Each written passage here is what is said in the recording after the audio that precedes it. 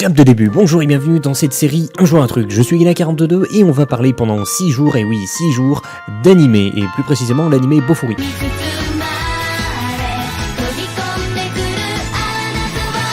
Le truc du jour, comme je l'ai dit, concerne l'animé Bofuri et son épisode 4. Salle de temps. Salle de temps et non pas sale temps. Qu'est-ce qu'on s'éclate, vas-y passe-moi le café.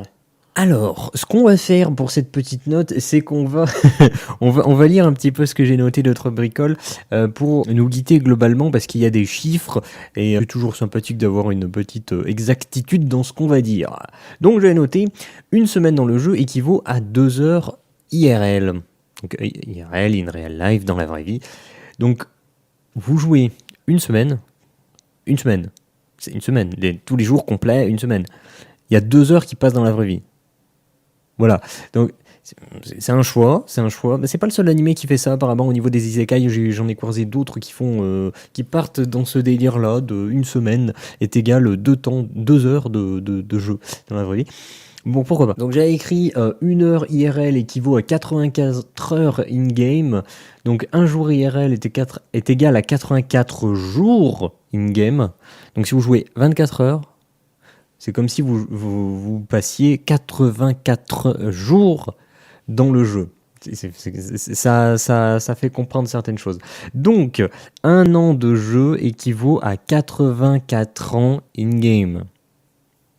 Voilà. Donc là, vous vous dites, oui, mais 1 an de jeu, tu joues pas tout le temps. Tu t'arrêtes pour manger, voilà, tout ça. Pour dormir et tout ça. Oui. Mais c'est juste pour mettre en exergue, vraiment mettre en avant ce point-là, que ils sont vraiment partis dans un délire où c'est vraiment poussé au paroxysme, quoi. Ça va vraiment très très loin. Donc tout ça pour dire quoi? Une fois que vous avez compris un petit peu la différence de vitesse à laquelle le temps s'écoule, ce que ça engendre, j'ai écrit. Tout ça pour dire que les joueurs, même s'ils sont jeunes, peuvent avoir en réalité vécu une vie entière d'expérience. Ça c'est intéressant parce que du coup vous imaginez, vous avez un gamin, ça fait 5 ans qu'il joue aux jeux vidéo, en fait, en vérité, c'est comme s'il avait 20 ans. Donc, voilà, enfin je dis un gamin, un ado, et ça change beaucoup de choses. Au niveau perception, on se rend compte que ça peut changer beaucoup de choses. Mais, je vais continuer, je ne pense pas que cela soit mis en avant, ni même exploité, mais c'est l'occasion pour moi de le mettre sur le tapis. Pour Bofuri, l'animé dont on parle, ça donne une explication au temps passé en jeu et permet moult aventures. Parce qu'il est vrai que dans un isekai, on peut être vite limité sur le temps que l'on passe dans le jeu.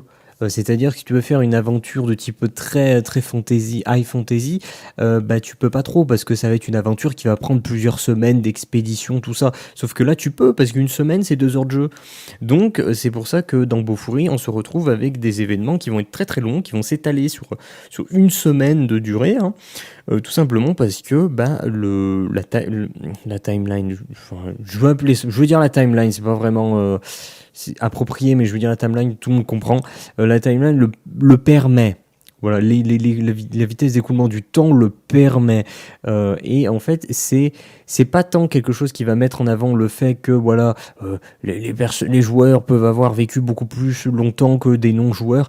Ça va pas être au centre de l'animé, ça va pas être un sujet. L'animé se concentre surtout pour se donner des possibilités d'histoire à raconter. C'est tout, ça va pas plus loin que ça, et c'est très bien, on n'en veut pas plus. On est sur un isekai qui est là pour être dynamique, sympathique, iconique, tout ça.